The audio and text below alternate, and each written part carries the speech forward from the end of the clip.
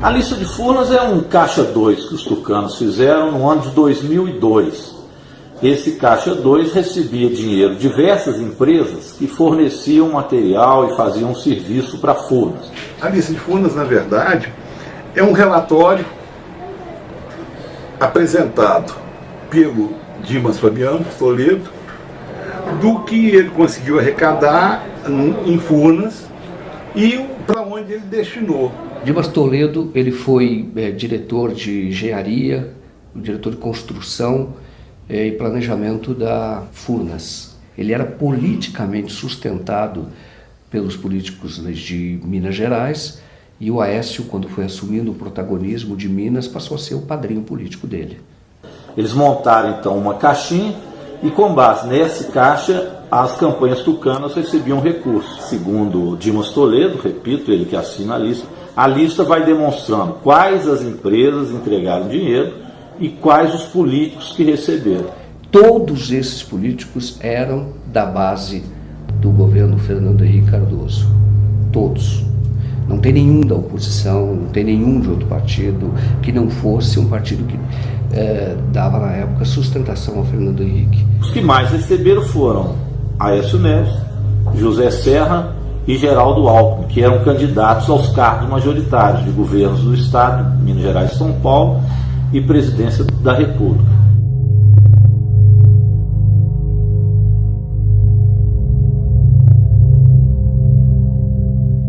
Esta carta foi feita, esta lista foi feita para que nunca se tornasse pública.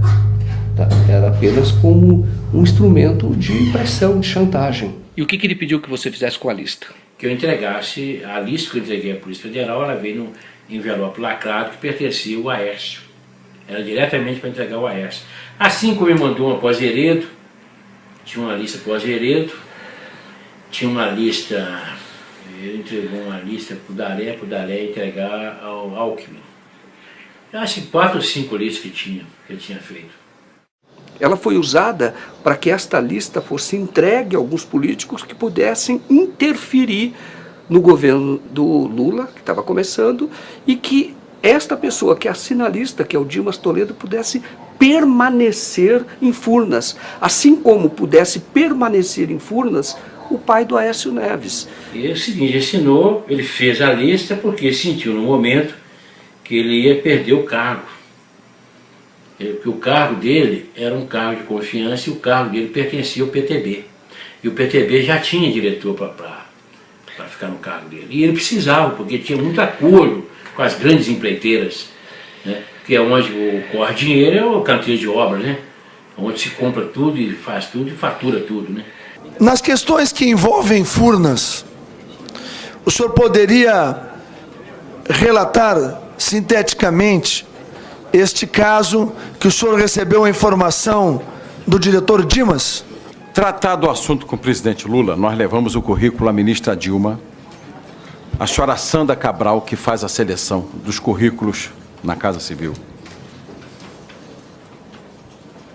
e ao ministro José Dirceu, 3 cópias.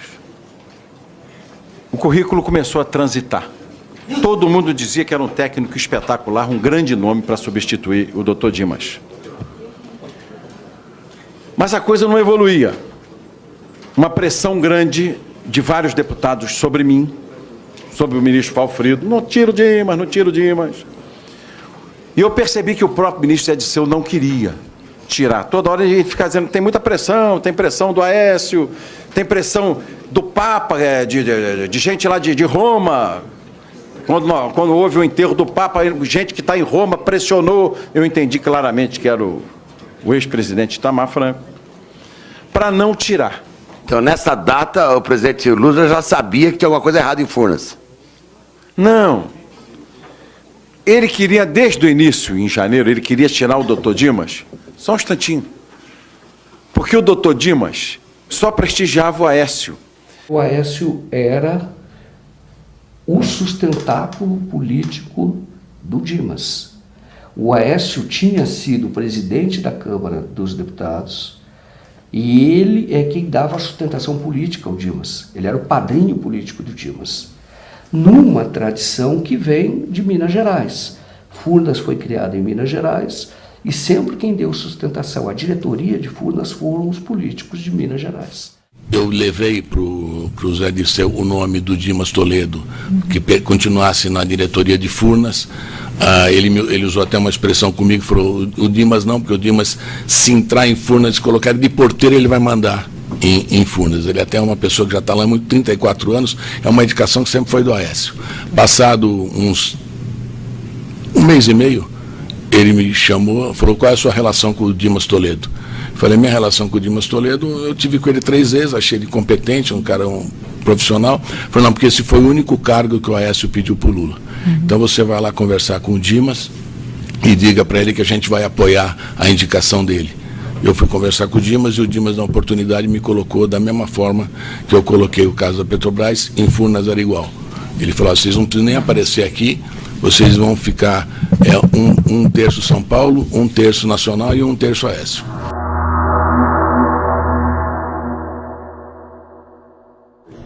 Onde que o Aécio aparece nessa lista? Em que circunstâncias? Ele aparece como beneficiário e aparece como autor intelectual de tudo. Porque o Dimas, que fez a lista de Furnas, foi colocado por ele, indicado por ele. O pai dele era membro do Conselho de Administração de Furnas. O Aécio não foi só beneficiado da lista de Furnas, ele é o autor intelectual de tudo que aconteceu em Furnas. Porque quem indicou o Dimas foi o Aécio. O grande organizador dessa estrutura criminosa toda chama-se Aécio Neves da Cunha. Ele que arquitetou tudo isso. A relação do Aécio com a lista é não apenas de receptor, mas também de organizador, através de sua campanha, do Caixa 2 e distribuição disso nacionalmente, onde vão entrar políticos do PSDB, como já disse, de São Paulo, mas também do Rio de Janeiro, da Bahia, de toda parte do Brasil.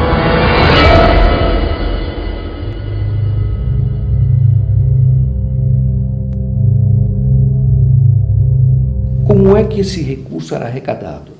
Eram fornecedores de Furnas, na maior parte, e empresários do relacionamento do Dimas. No caso dos fornecedores, o caminho da propina, você simulava uma consultoria. Então, a empresa recebia esses recursos e uma parte dos recursos que ela recebia por serviços prestados em Furnas, esses recursos que eram recursos superfaturados, parte desses valores retornava para o caixa, vamos dizer assim, o Caixa 2 do Dimas, que era o diretor de Furnas. Como retornava? Na forma de uma prestação de uma consultoria fajuta. E esse dinheiro, então, de Caixa 2, dinheiro em espécie, era então entregue aos políticos. Como é que nós sabemos que é um dinheiro de espécie? Um desses políticos, que foi o Roberto Jefferson, que recebeu os recursos, ele recebeu no escritório dele de uma mala de dinheiro. Recebeu do próprio Dimas. E ele conta, ele confessa que recebeu esses recursos.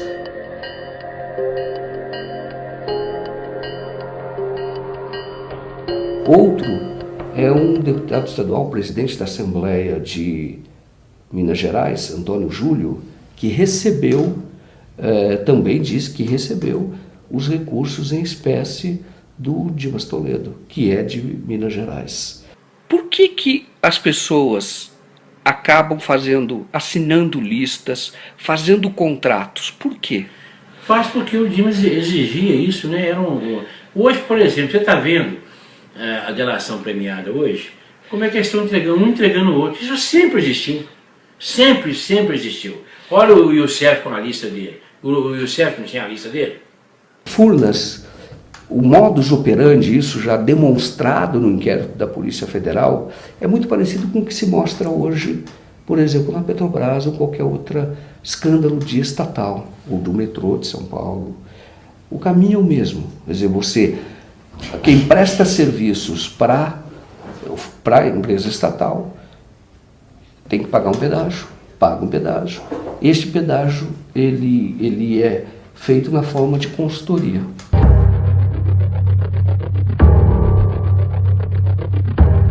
Alguma vez você entregou dinheiro de algum esquema para Andréa Neves? A Andréa recebia dinheiro. Sempre recebeu. Ela usava algumas firmas de fachada. O dinheiro vinha de onde? O dinheiro vinha todo de esquema. Pode dizer algum? Vinha da Toshiba, vinha... O Dimas apurava o dinheiro e mandava entregar.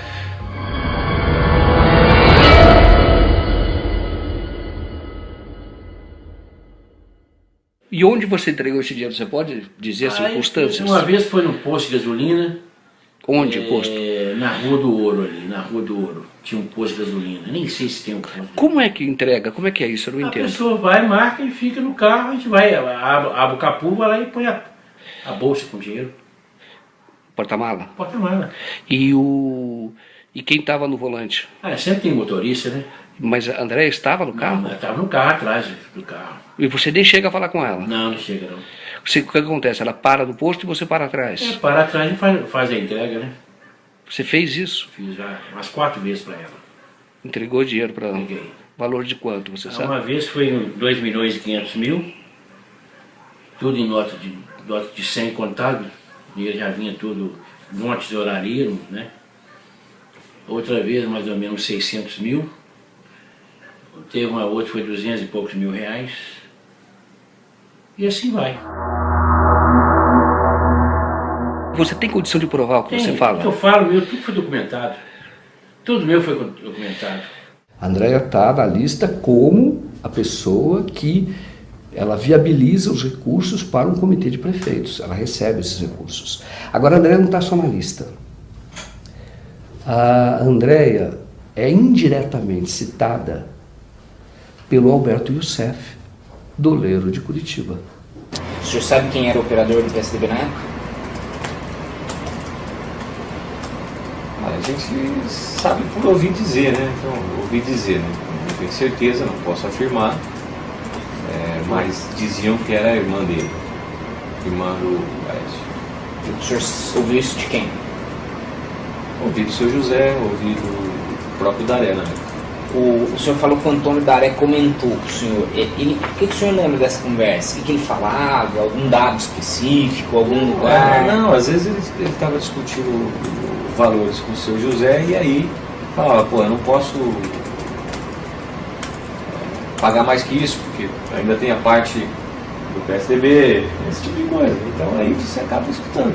O Youssef, réu confesso, operador confesso, ele dizia o seguinte, que ele operava para um político do PP, do Janene, que é do Paraná, o estado dele também. Falecido já. Então ele tinha lá, o PP tinha os seus recursos ali. E quem ia buscar esses recursos? Youssef. Uma vez ele foi buscar esse recurso no dono de uma empresa de Bauru, chamada Bauruense, que é uma grande prestadora de serviços para Furnas e, segundo o que a Polícia Federal descobriu e o Ministério Público denunciou, Bauruense prestava serviços superfaturados para Furnas. Que a Bauruense é o seguinte, era uma empresa que ela... O Dimas é sócio da Bauruense, eu acredito que a Aécio também seja sócio. Não posso afirmar, mas eu acredito. Porque a Bauruense ela tinha muitos contratos sem licitação. Na verdade, o partido que tinha a diretoria, né? Mas quem operava a diretoria era o Zé Janeiro, em comum acordo com o deputado Aécio. Quem que falou isso pro senhor? O próprio deputado Zé Janeiro. Ele falou isso pro senhor? Falou. Mais de uma vez? Mais de uma vez.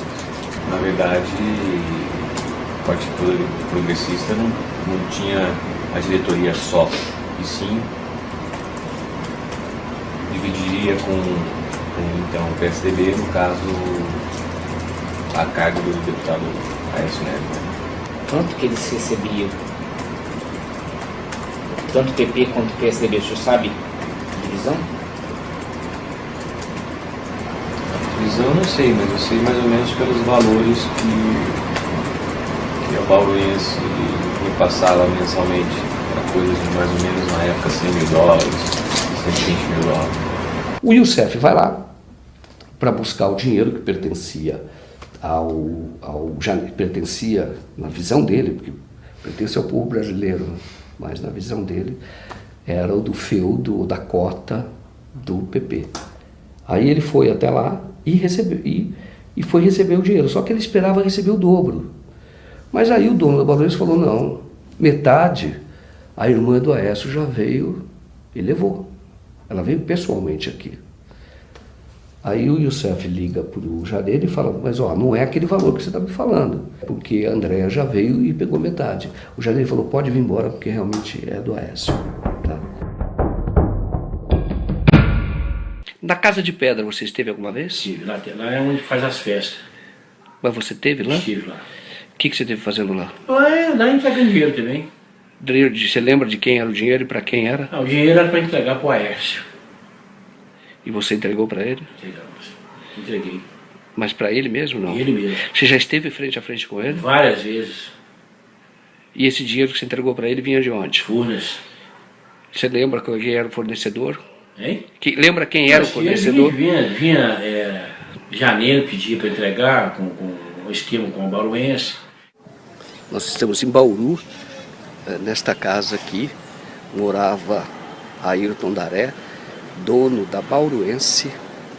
Nesta casa, segundo Nilton Monteiro, que era operador em Furnas, eram distribuídos recursos de propina, dinheiro desviado de Furnas. Você esteve na casa do Daré, que é o dono da Bauruense? Estive lá em Bauru.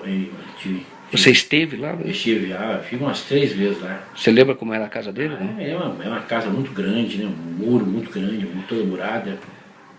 Aí você foi lá e entregou dinheiro? Eu peguei dinheiro lá, entregar não, lá eu pegava dinheiro. E levava para quê? Levou para quê? Eu entregava pro esquema, né? O Dimas determinava, eu fazia as entregas.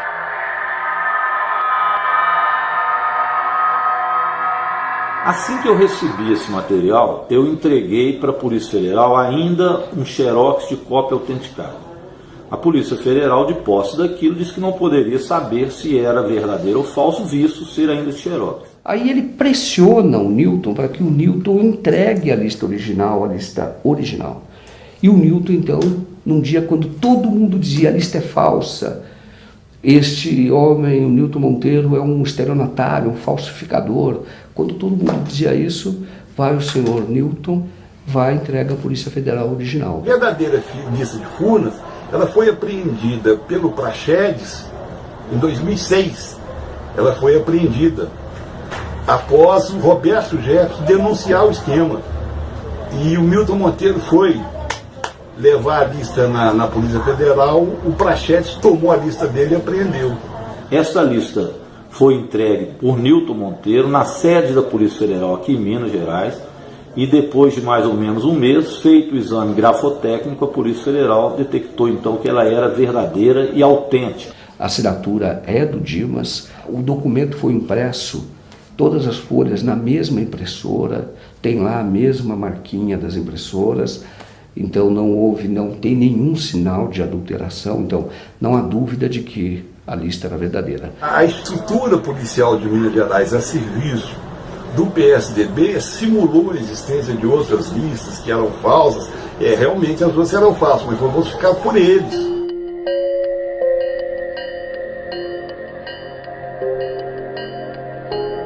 No caso da lista de Furnas, todos esses políticos foram denunciados à Procuradoria-Geral da República e nada aconteceu lá. Da Procuradoria-Geral da República se desmembrou por um inquérito envolvendo os empresários e pessoas que não tinham foro privilegiado. A procuradora Andréa Baião, que fez a denúncia, ela foi promovida, entre aspas, logo em seguida. A denúncia chegou ao juiz federal. O juiz decidiu que, curiosamente, embora envolvesse uma empresa estatal federal, não era assunto da Justiça Federal. Remeteu todo esse processo, que já fruto de uma investigação de 3 a 4 anos, remeteu todo esse processo primeiro para a Justiça Estadual do Rio de Janeiro, a Justiça Estadual do Rio de Janeiro, o Ministério Público Estadual do Rio de Janeiro, que poderia ter denunciado essas pessoas, remeteu para a Polícia Civil, o delegado, e o processo então voltou para a ponta. e começou tudo de novo. Quer dizer, não começou, porque esse inquérito está parado. Por que uma investigação tão flagrante, tão cristalina, crimes assim, como essa, por que isso não vai adiante? Que força é esta que opera?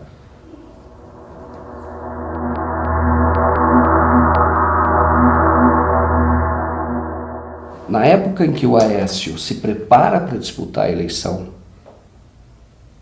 em 2014 para presidente, ele já estava circulando, já estava com a pré-campanha dele na rua. Você tem, alguns meses antes, você tem o Nilton Monteiro preso. Nilton Monteiro é quem conseguiu essa lista e entregou o original à Polícia Federal. Ele foi muito perseguido. Ele tinha outras denúncias contra ele e a Polícia Civil em Minas, essa polícia ligada ao senador Aécio Neves, policiais civis, não a polícia, policiais civis ligados ao senador Aécio Neves, acabaram por armar contra ele e ele foi preso por outras questões, jamais pelo caso de Furnas, que aliás ele ganhou na justiça quando o acionaram. Mas ele foi preso, evidente, em retaliação à entrega que teve da lista de Furnas. Nada foi provado contra ele, foi solto e a situação dele em relação à lista de Furnas, ele não tem nenhum processo contra ela julgado e condenado. Depois, você tem o dono de um site, o dono do jornal, preso, sob a acusação de que ele agia em conluio com o Nilton. O Nilton não tinha nenhuma condenação, só que eles não tinham relação nenhuma, não fosse fonte, a relação de fonte. A prisão do Marco Aurélio foi uma coisa assim, absurda, porque não havia denúncia contra ele, nunca se comprovou nada contra ele. Ele foi, o que se falava informalmente, é que ele faria parte de uma quadrilha que estava forjando documentos. Essa história de forjar documentos é mentira, pelo seguinte, o Novo Jornal tinha até uma estética conservadora, você olhava um site como outro qualquer, mas se você olhasse as matérias, era uma matéria, em geral, reportagens bem feitas, aprofundadas, com muita fonte, mas no final vinha novidade, vinham PDFs, né, pendurados na matéria, comprovando com documentação tudo que estava sendo dito. Por exemplo, a primeira vez que eu vi, né, a lista de Furnas na íntegra foi no Novo Jornal. Falaram que eu participava, nas condições de relações públicas, de uma quadrilha, que essa quadrilha era chefiada por Nilton Monteiro. Por que eles falaram isso? Porque eu defendi o Nilton Monteiro não como pessoa, defendi o Nilton Monteiro como quem tinha denunciado a lista de Furnas, o Mensalão Tucano, porque eu naquela época sabia que era tudo verdade, que eu tinha acesso a tudo. O Carone é uma covardia ainda maior. O caso do Carone, ele é jornalista, ele tinha um jornal, que era o Novo Jornal, que é um site eletrônico.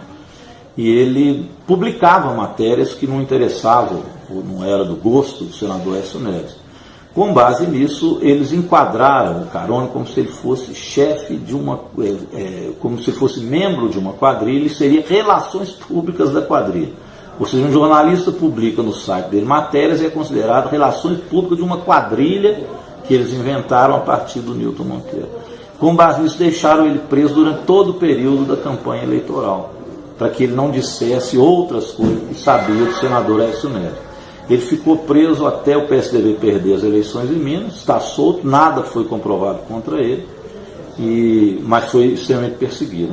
Você ficou preso realmente durante o período da eleição, durante o período de campanha. Fiquei 9 meses e 20 dias. O que te aconteceu lá? Não é bom comentar não, é muito triste, é uma coisa desagradável. Os 3 últimos meses eu fiquei em isolamento absoluto. A minha relação lá, embora não possa reclamar dos detentos, meus colegas, né? Hoje eu tenho, além de identidade, eu tenho um Infopeng, que é a identidade do preso, né? Eles me trataram muito bem, me protegeram muito, sabiam que a coisa era política. Os próprios agentes sabiam que a coisa era política, tentavam me proteger, mas a direção não deixava. Eu dependo de remédios, porque eu tenho pressão alta, eu tenho diabetes, e eles suspenderam tudo. Aí eu tive um infarto, tive um AVC, e fiquei praticamente 9 meses deitado, o que acabou resultando na atrofia da minha bacia, que ficou com a diferença na perna de 15 centímetros, que eu estava recuperando de uma cirurgia quando fui preso. O que exatamente vocês falavam da lista de Furnas no jornal? Olha, quando eu cheguei ao jornal, a lista de Furnas já estava de posse do Marco Aurélio. E havia uma campanha generalizada dos tucanos no sentido de dizer que a lista era falsa, quando nós tínhamos uma cópia do laudo da Polícia Federal dizendo que era verdadeira. E não é cabível crer que a Polícia Federal do Brasil ia falsificar, ou melhor, ia atestar como válido um documento falso. E foi essa lista que o Carone, o Novo Jornal e o Geraldo Elísio publicaram em primeira mão. E é isso que realmente, é por isso que precisava desqualificá-los. Porque se provasse, né, que aquela matéria era verdadeira, como acabou sendo provado, quem ficaria mal? Os integrantes da lista de Furnas. E se desqualificasse quem estava publicando, quer dizer, desqualificaria a denúncia e seguramente os denunciados. Além disso, a Polícia Civil consegue autorização da Justiça, consegue o apoio do Ministério Público e mandado da Justiça. Tanto os mandados de prisão dessas duas pessoas, consegue mandados de busca e apreensão na casa de um jornalista que trabalhava no Novo Jornal, que é um jornalista que já ganhou o Prêmio ESSO, uma pessoa séria, foi secretário da Cultura em Minas Gerais, excelente reputação. O Geraldo Elísio, que é conhecido no rádio, foi conhecido lá como Pica-Pau. Você fez muitas reportagens na época da ditadura militar, combateu a ditadura militar, jornalista investigativo. Você esperava sofrer uma busca e apreensão, revirar, levar seu computador aqui da tua casa, e também a prisão do dono do site onde você trabalhava, em pleno regime democrático? Nunca. Agiram com mais violência, infringiram mais a ordem democrática do que os próprios militares dentro do regime de governos militares. Na verdade, o que se pretendia era destruir a reputação dos dois, quase de uma forma tipo assim, olha, presta atenção, tá? Os patrões estão cooptados, grande parte dos jornalistas também, e aquele que se atrever a botar a cabeça para fora, olha o que vai acontecer com ele. Além disso, também tem a Justiça autoriza, a Polícia Civil pede, o Ministério Público concorda, a polícia autoriza o mandado de busca no advogado do Newton e do Carone. Isso é absolutamente inusitado, isso é um atentado. Você fazer atentado contra a imprensa é muito grave. Você entrar na casa de um advogado e no escritório dele fazer busca e apreensão é tão grave, ou talvez mais grave do que isso. Porque existe realmente o advogado, ele tem segredos dos seus clientes. E você, a não ser que o advogado esteja envolvido em crime diretamente, você não pode fazer isso. Isso foi feito lá. Quem mexeu com lista de Furnas aqui em Minas foi perseguido. Eu quase tive mandado caçado, os outros dois foram presos, sendo que o Carone por pouco não tinha um infarto e morria na cadeia. Felizmente conseguiu sobreviver, mas essa é a realidade, o fato sobre a lista de Furnas. Mas existe liberdade de expressão no Brasil? Existe, teoricamente existe liberdade de expressão, sim. Ou deveria existir. Mas no Brasil, o que eles não conseguem censurar através da censura econômica, eles censuram através da censura judicial, em último caso, na prisão. Essa é a verdade sobre o Brasil hoje. Isso aconteceu em Minas. Isso aconteceu em Minas não foi há muito tempo atrás. Isso aconteceu em Minas no ano passado. Isso aconteceu em Minas no ano retrasado. Faz muito pouco tempo.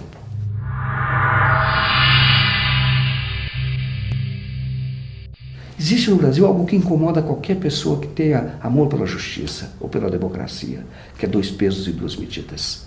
Se você investiga, investiga todo mundo. Não passa a mensagem que você está passando hoje, de é o seguinte, se você se envolver com um determinado grupo político, você vai ser massacrado. E se você se envolver com um determinado outro grupo político, você será poupado. Isso vai destruir a democracia no Brasil. Ô Dilton, você estaria disposto a fazer uma delação premiada? Eu já estou a caminho de fazer um acordo muito grande. E para você fazer esse acordo, você precisa do quê? Eu preciso que meus casos sejam federalizados, pegar todos esses inquéritos que eles me indiciaram e me denunciaram e levar tudo para a Polícia Federal e fazer perícia da Polícia Federal. Porque eu confio na Polícia Federal. Tenho esperança porque agora esses 3 fatos se ligaram. A lista de Furnas, a denúncia da doutora Andréa Baião e agora a denúncia do delator Alberto Youssef. Quando as 3 se interligaram, eu entreguei, junto com o deputado federal Padre João e o deputado Adelmo Leão, a lista nas mãos do doutor Janot. Explicamos para ele, tintim por tintim, isso que eu estou falando aqui. Levamos as provas e conclusões.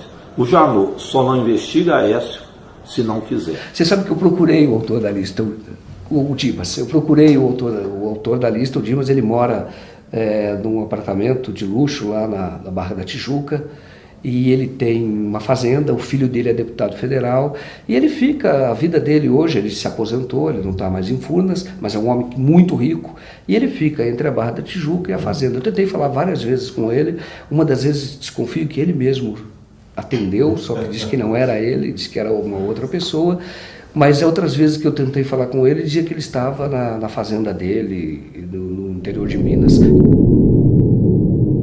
Enfim, ele está livre, leve, solto, é o Dr. Dimas, respeitado por muita gente. No caso do chamado mensalão do PT, as pessoas já foram presas, já estão cumprindo presa, tem uns que estão sendo até soltos. E no caso dos tucanos, nada é investigado. Eu não gosto de teoria da conspiração, fujo disso como jornalista. Mas no caso você vai lá e fala, mas por que não investigou?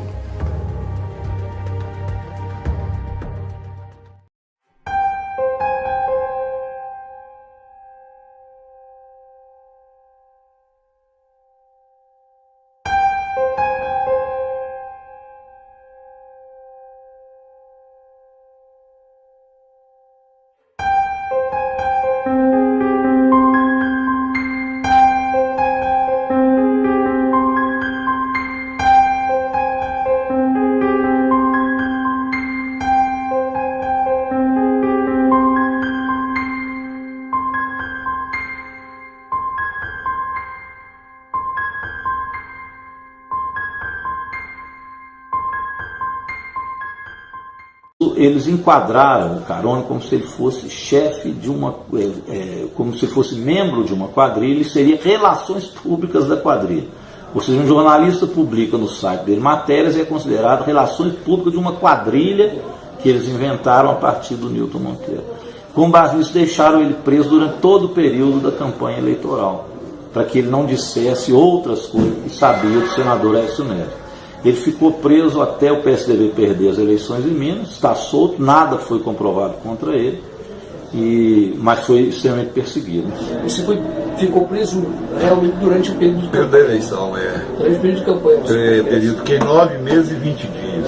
O que te aconteceu lá? Não é bom comentar não, é muito triste, é uma coisa desagradável. Os 3 últimos meses eu fiquei em isolamento absoluto. A minha relação lá, embora não possa reclamar dos detentos, meus colegas, né? Hoje eu tenho, além de identidade, eu tenho um Infopeng, que é a identidade do preso, né? Eles me trataram muito bem, me protegeram muito, sabiam que a coisa era política. Os próprios agentes sabiam que a coisa era política, tentavam me proteger, mas a direção não deixava. Eu dependo de remédios, porque eu tenho pressão alta, eu tenho diabetes, e eles suspenderam tudo. Aí eu tive um infarto, tive um AVC, e fiquei praticamente 9 meses deitado, o que acabou resultando na atrofia da minha bacia, que ficou com a diferença na perna de 15 centímetros, que eu estava recuperando de uma cirurgia quando fui preso. O que exatamente vocês falavam da lista de Furnas no jornal? Olha, quando eu cheguei ao jornal, a lista de Furnas já estava de posse do Marco Aurélio.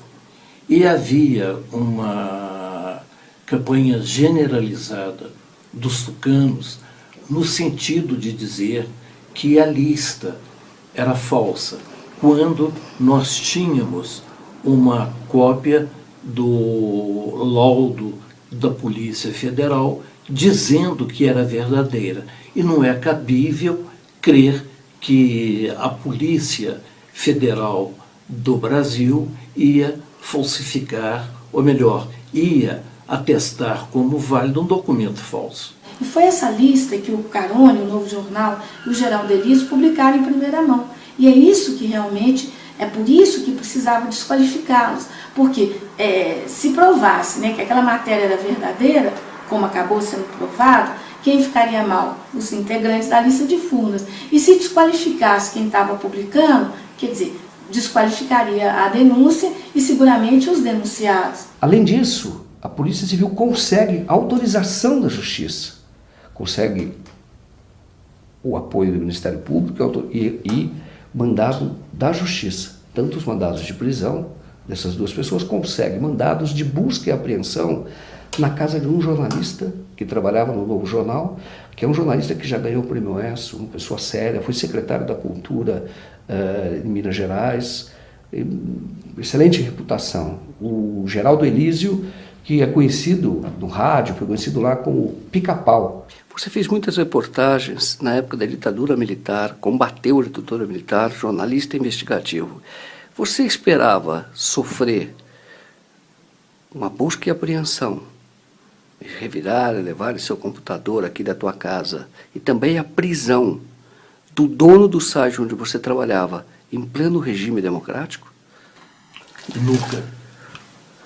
Agiram com mais violência, infringiram mais a ordem democrática do que os próprios militares dentro do regime de governos militares. Na verdade, o que se pretendia era destruir a reputação dos dois, quase de uma forma tipo assim, olha, preste atenção, tá? Os patrões estão cooptados, grande parte dos jornalistas também, e aquele que se atrever a botar a cabeça para fora, olha o que vai acontecer com ele. Além disso, também tem a Justiça autoriza, a Polícia Civil pede, o Ministério Público concorda, a polícia autoriza o mandado de busca no advogado do Newton e do Carone. Isso é absolutamente inusitado, isso é um atentado. Você fazer atentado contra a imprensa é muito grave. Você entrar na casa de um advogado e no escritório dele fazer busca e apreensão é tão grave ou talvez mais grave do que isso. Porque existe realmente o advogado, ele tem segredos dos seus clientes. E você, a não ser que o advogado esteja envolvido em crime diretamente, você não pode fazer isso. E isso foi feito lá. Quem mexeu com lista de Furnas aqui em Minas foi perseguido. Eu quase tive mandado caçado, os outros dois foram presos, sendo que o Carone por pouco não tinha um infarto e morria na cadeia. Felizmente conseguiu sobreviver, mas essa é a realidade, o fato sobre a lista de Furnas. Mas existe liberdade de expressão no Brasil? Existe, teoricamente existe liberdade de expressão, sim. Ou deveria existir. Mas no Brasil, o que eles não conseguem censurar através da censura econômica, eles censuram através da censura judicial, em último caso, na prisão. Essa é a verdade sobre o Brasil.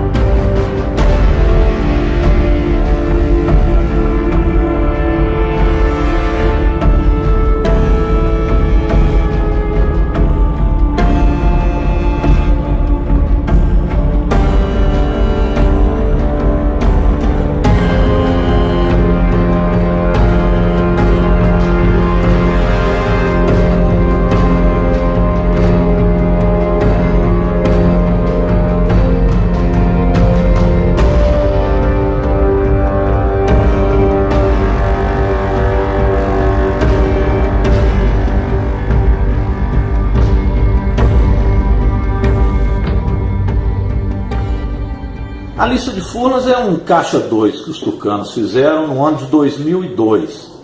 Esse caixa 2 recebia dinheiro de diversas empresas que forneciam material e faziam serviço para Furnas. A lista de Furnas, na verdade, é um relatório apresentado pelo Dimas Fabiano Toledo do que ele conseguiu arrecadar em Furnas e para onde ele destinou. Dimas Toledo, ele foi diretor de engenharia, diretor de construção e planejamento da Furnas. Ele era politicamente sustentado pelos políticos de Minas Gerais e o Aécio, quando foi assumindo o protagonismo de Minas, passou a ser o padrinho político dele.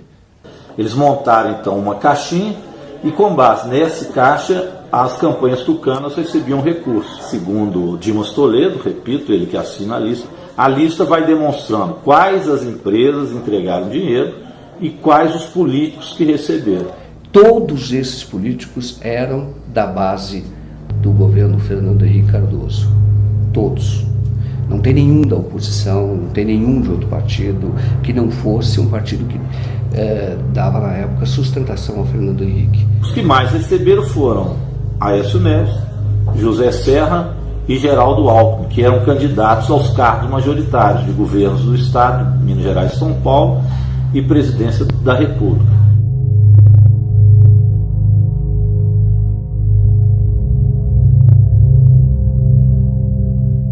Esta carta foi feita, esta lista foi feita para que nunca se tornasse pública. Tá? Era apenas como um instrumento de pressão, de chantagem. E o que ele pediu que você fizesse com a lista? Que eu entregasse, a lista que eu entreguei à Polícia Federal, ela veio num envelope lacrado que pertencia ao Aécio. Era diretamente para entregar ao Aécio. Assim como ele mandou uma pós-Heredo, tinha uma lista pós-Heredo, tinha uma lista, ele entregou uma lista para o Daré entregar ao Alckmin. Eu acho que 4 ou 5 listas que ele tinha feito. Ela foi usada para que esta lista fosse entregue a alguns políticos que pudessem interferir no governo do Lula, que estava começando, e que esta pessoa que assina a lista, que é o Dimas Toledo, pudesse permanecer em Furnas, assim como pudesse permanecer em Furnas o pai do Aécio Neves. E é o seguinte, assinou, ele fez a lista porque sentiu no momento que ele ia perder o cargo. Porque o cargo dele era um cargo de confiança e o cargo dele pertencia ao PTB. E o PTB já tinha diretor para ficar no cargo dele. E ele precisava, porque tinha muito acordo com as grandes empreiteiras, né? Que é onde corre dinheiro, é o canteiro de obras, né? Onde se compra tudo e faz tudo e fatura tudo, né? Nas questões que envolvem Furnas, o senhor poderia relatar sinteticamente este caso que o senhor recebeu a informação do diretor Dimas? Tratado o assunto com o presidente Lula, nós levamos o currículo à ministra Dilma, a senhora Sandra Cabral, que faz a seleção dos currículos na Casa Civil, e ao ministro José Dirceu, 3 cópias. O currículo começou a transitar. Todo mundo dizia que era um técnico espetacular, um grande nome para substituir o doutor Dimas. Mas a coisa não evoluía. Uma pressão grande de vários deputados sobre mim, sobre o ministro Valfrido. Não tiro Dimas, não tiro Dimas. E eu percebi que o próprio ministro Zé Dirceu não queria tirar. Toda hora ele fica dizendo que tem muita pressão, tem pressão do Aécio, tem pressão do Papa, de gente lá de Roma. Quando houve o enterro do Papa, gente que está em Roma pressionou. Eu entendi claramente que era o ex-presidente Itamar Franco, para não tirar. Então, nessa data, o presidente Lula já sabia que tinha alguma coisa errada em Furnas? Não. Ele queria, desde o início, em janeiro, ele queria tirar o doutor Dimas, só um instantinho, porque o doutor Dimas só prestigiava o Aécio. O Aécio era o sustentáculo político do Dimas. O Aécio tinha sido presidente da Câmara dos Deputados e... Tudo em nota de 100 contado, dinheiro já vinha tudo de uma tesouraria, né? Outra vez mais ou menos 600 mil, teve uma outra que foi 200 e poucos mil reais. E assim vai. Você tem condição de provar o que você fala? O que eu falo, tudo foi documentado. Tudo meu foi documentado. A Andréia está na lista como a pessoa que ela viabiliza os recursos para um comitê de prefeitos. Ela recebe esses recursos. Agora, a Andréia não está só na lista. A Andréia é indiretamente citada pelo Alberto Youssef, doleiro de Curitiba. O senhor sabe quem era o operador do PSDB na época? A gente sabe por ouvir dizer, né? Então, ouvi dizer, né? Não tenho certeza, não posso afirmar, mas diziam que era a irmã dele, irmã do Aécio. O senhor ouviu isso de quem? Ouvi do seu José, ouvi do próprio Daré, né? O senhor falou que o Antônio Daré comentou com o senhor. O que o senhor lembra dessa conversa? O que ele falava? Algum dado específico? Algum lugar? Não, às vezes ele estava discutindo valores com o seu José e aí falava, pô, eu não posso pagar mais que isso, porque ainda tem a parte do PSDB, esse tipo de coisa. Então aí você acaba escutando. O Youssef, réu confesso, operador confesso, ele dizia o seguinte, que ele operava para um político do PP, do Janene, que é do Paraná, o estado dele também. Falecido. Falecido já. Então, ele tinha lá, o PP tinha os seus recursos ali. E quem ia buscar esses recursos? Youssef. Uma vez ele foi buscar esse recurso no dono de uma empresa de Bauru, chamada Bauruense, que é uma grande prestadora de serviços para Furnas e, segundo o que a Polícia Federal descobriu e o Ministério Público denunciou, Bauruense prestava serviços superfaturados para Furnas. Que a Bauruense é o seguinte, era uma empresa que ela... O Dimas é sócio da Bauruense, eu acredito que o Aécio também seja sócio. Não posso afirmar, mas eu acredito. Porque a Bauruense ela tinha muitos contratos sem licitação. Na verdade, o partido que tinha a diretoria, né? Mas quem operava a diretoria era o José Janeiro, em comum acordo com o deputado Aécio. Quem que falou isso pro senhor? O próprio deputado José Janeiro. Ele falou isso pro senhor? Falou. Mais de uma vez? Mais de uma vez. Na verdade, o Partido Progressista não tinha a diretoria só, e sim dividiria com então, o PSDB, no caso, a cargo do deputado Aécio Neves. Quanto que eles recebiam? Tanto o PP quanto o PSDB, o senhor sabe a divisão? Divisão eu não sei, mas eu sei mais ou menos pelos valores que a Bauruense me passava mensalmente. Era coisa de mais ou menos na época $100 mil, 120 mil dólares. O Youssef vai lá para buscar o dinheiro que pertencia pertencia na visão dele, porque pertence ao povo brasileiro, mas na visão dele era o do feudo, da cota do PP. Aí ele foi até lá e recebeu, e foi receber o dinheiro, só que ele esperava receber o dobro. Mas aí o dono da Bauruense falou, não, metade, a irmã do Aécio já veio e levou. Ela veio pessoalmente aqui. Aí o Youssef liga para o Janeiro e fala, mas não é aquele valor que você está me falando, porque a Andréia já veio e pegou metade. O Janeiro falou, pode vir embora, porque realmente é do Aécio. Tá? Na Casa de Pedra você esteve alguma vez? Estive, lá é onde faz as festas. Mas você esteve lá? Estive lá. O que você esteve fazendo lá? Lá entregando dinheiro também. Você lembra de quem era o dinheiro e para quem era? O dinheiro era para entregar para o Aécio. E você entregou para ele? Entregamos. Entreguei. Mas para ele mesmo, não? Ele mesmo. Você já esteve frente a frente com ele? Várias vezes. E esse dinheiro que você entregou para ele vinha de onde? Furnas. Você lembra quem era o fornecedor? Hein? Lembra quem era o fornecedor? Vinha Janeiro pedia para entregar com o esquema com o Bauruense. Nós estamos em Bauru, nesta casa aqui, morava Ayrton Daré, dono da Bauruense, nesta casa, segundo Nilton Monteiro, que era operador em Furnas, eram distribuídos recursos de propina, dinheiro desviado de Furnas. Você esteve na casa do Daré, que é o dono da Bauruense? Estive lá em Bauruense. Você esteve lá? Eu estive lá, fiz umas 3 vezes lá. Você lembra como era a casa dele? É uma casa muito grande, né? Um muro muito grande, toda murada. Aí você foi lá e entregou dinheiro? Eu peguei dinheiro lá, entregar não, lá eu pegava dinheiro. E levava para quê? Levou para quê? Entregava pro esquema, né? O Dimas determinava, eu fazia as entregas.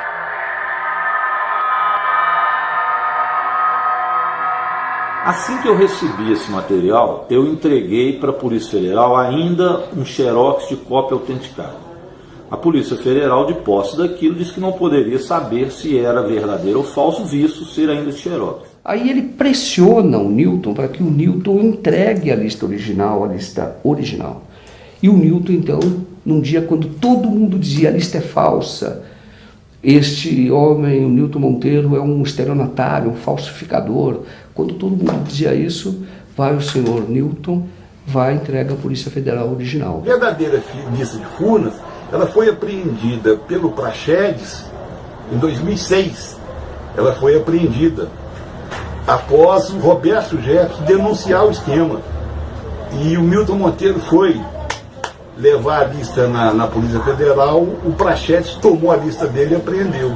Esta lista foi entregue por Nilton Monteiro na sede da Polícia Federal aqui em Minas Gerais e depois de mais ou menos um mês, feito o exame grafotécnico, a Polícia Federal detectou então que ela era verdadeira e autêntica. A assinatura é do Dimas, o documento foi impresso, todas as folhas na mesma impressora, tem lá a mesma marquinha das impressoras, então não tem nenhum sinal de adulteração, então não há dúvida de que a lista era verdadeira. A estrutura policial de Minas Gerais a serviço do PSDB simulou a existência de outras listas que eram falsas, realmente as outras eram falsas, mas foi falsificado por eles.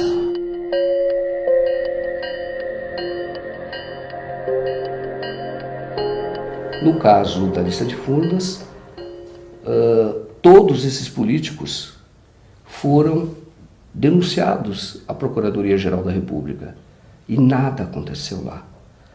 Da Procuradoria-Geral da República se desmembrou por um inquérito envolvendo os empresários e pessoas que não tinham foro privilegiado. A procuradora Andréia Baião, que fez a denúncia, ela foi promovida, entre aspas, logo em seguida.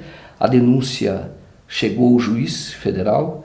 O juiz decidiu que, curiosamente, embora envolvesse uma empresa estatal federal, não era assunto da Justiça Federal. Remeteu todo esse processo, que já fruto de uma investigação de 3 a 4 anos, remeteu todo esse processo primeiro para a Justiça Estadual do Rio de Janeiro, a Justiça Estadual do Rio de Janeiro, o Ministério Público Estadual do Rio de Janeiro, que poderia ter denunciado essas pessoas, remeteu para a Polícia Civil, o delegado, e o processo então voltou para a ponta e começou tudo de novo. Quer dizer, não começou, porque esse inquérito está parado. Por que uma investigação tão flagrante, tão cristalina, crimes assim, como essa, por que isso não vai adiante? Que força é esta que opera?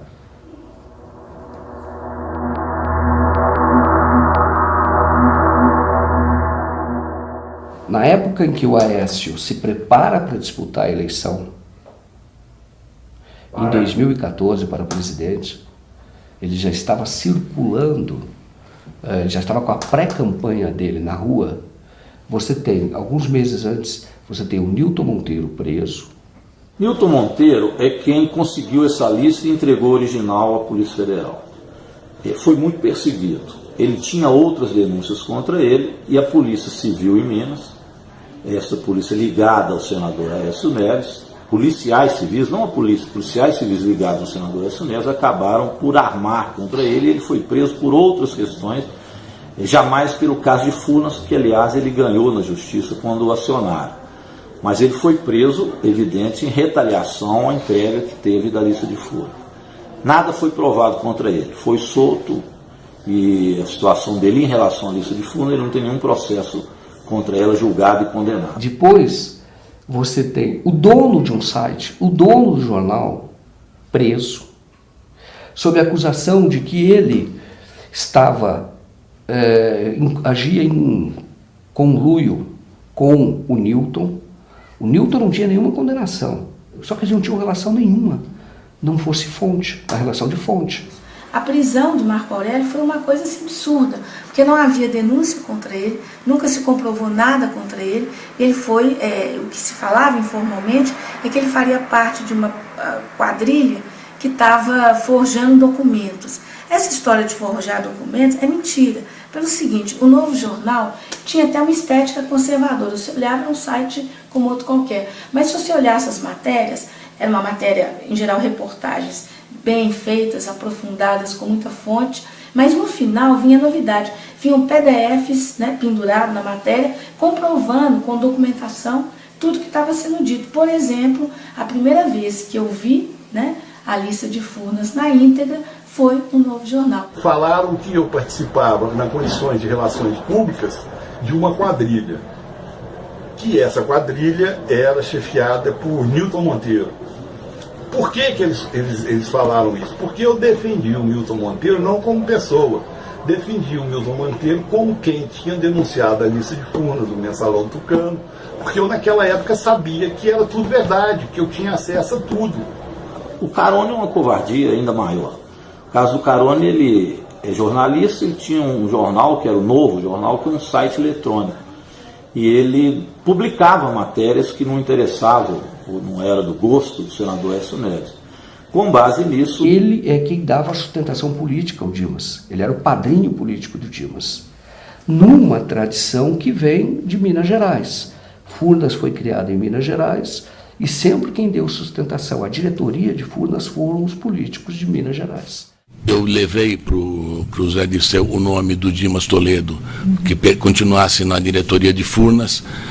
Ele usou até uma expressão comigo, falou: o Dimas não, porque o Dimas, se entrar em Furnas e colocar ele de porteiro, ele vai mandar em Furnas. Ele até é uma pessoa que já está lá há 34 anos, é uma indicação que sempre foi do Aécio. Passado um mês e meio, ele me chamou, falou: qual é a sua relação com o Dimas Toledo? Falei: minha relação com o Dimas Toledo, eu tive com ele 3 vezes, achei ele competente, um cara profissional. Falei: não, porque esse foi o único cargo que o Aécio pediu para o Lula. Então você vai lá conversar com o Dimas e diga para ele que a gente vai apoiar a indicação dele. Eu fui conversar com o Dimas e o Dimas, na oportunidade, me colocou da mesma forma que eu coloquei o caso da Petrobras, em Furnas era igual. Ele falou: vocês não precisam nem aparecer aqui, vocês vão ficar um terço São Paulo, 1/3 Nacional e 1/3 Aécio.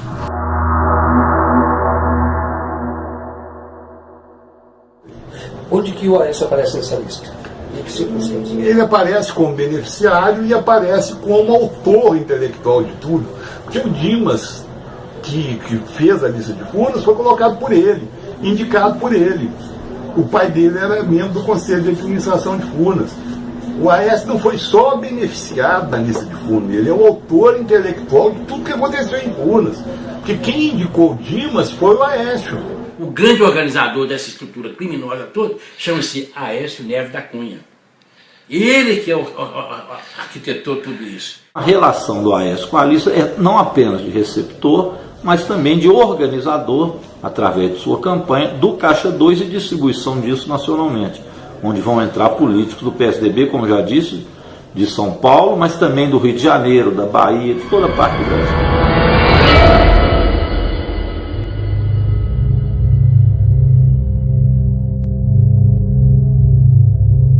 Como é que esse recurso era arrecadado?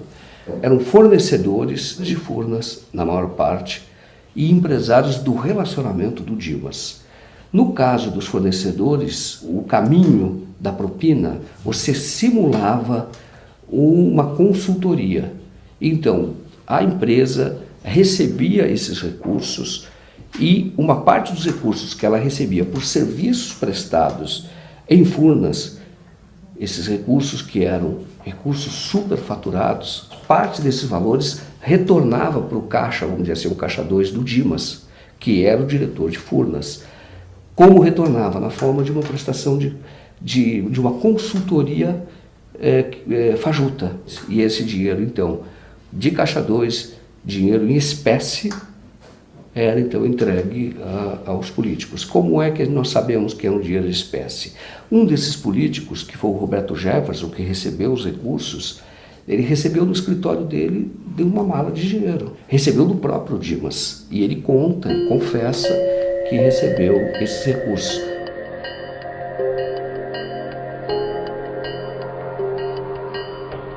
Outro é um deputado estadual, presidente da Assembleia de Minas Gerais, Antônio Júlio, que recebeu, também diz que recebeu os recursos em espécie do Dimas Toledo, que é de Minas Gerais.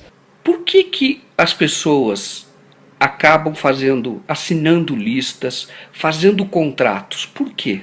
Faz porque o Dimas exigia isso, né? Hoje, por exemplo, você está vendo a delação premiada hoje, como é que eles estão entregando um entregando o outro. Isso sempre existiu. Sempre existiu. Olha o Youssef com a lista dele. O Youssef não tinha a lista dele? Furnas, o modus operandi, isso já demonstrado no inquérito da Polícia Federal, é muito parecido com o que se mostra hoje, por exemplo, na Petrobras ou qualquer outro escândalo de estatal, ou do metrô de São Paulo. O caminho é o mesmo. Quer dizer, quem presta serviços para a empresa estatal tem que pagar um pedágio, paga um pedágio. Este pedágio ele é feito na forma de consultoria.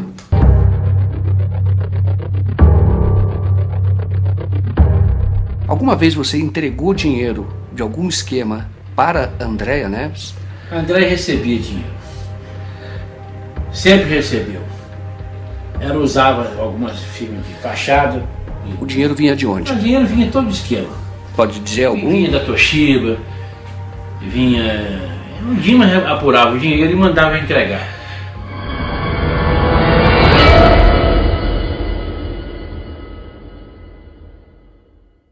E onde você entregou esse dinheiro? Você pode dizer as circunstâncias? Uma vez foi num posto de gasolina. Onde o posto? Na Rua do Ouro ali, na Rua do Ouro. Tinha um posto de gasolina, nem sei se tem um posto. Como é que entrega? Como é que é isso? Eu não entendo. A pessoa vai, marca e fica no carro, a gente vai, abre o capô, vai lá e põe a bolsa com dinheiro. Porta-mala? Porta-mala. E quem estava no volante? Sempre tem motorista, né? Mas a Andréa estava no carro? Não, ela estava no carro, atrás do carro. E você nem chega a falar com ela? Não chega não. O que acontece? Ela para no posto e você para atrás? Para atrás e faz a entrega, né? Você fez isso? Fiz já umas 4 vezes para ela. Entregou dinheiro para ela? Peguei. Valor de quanto, você sabe? Uma vez foi 2.500.000.